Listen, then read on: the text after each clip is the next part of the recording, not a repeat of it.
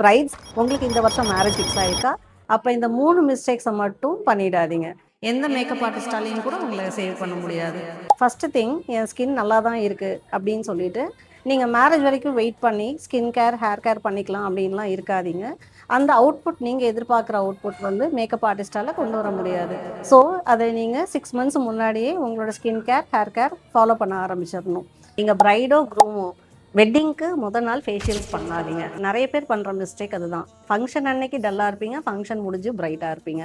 Reason என்னென்னா 3 days 4 days முன்னாடி facial பண்ணிங்கன்னா ஃபஸ்ட்டு 2 டேஸ் ஃபேஸ் ஆயிலியாக இருக்கும். தென் அதுக்கப்புறம் பார்த்தீங்கன்னா 3rd டே பிரைட் ஆகும்.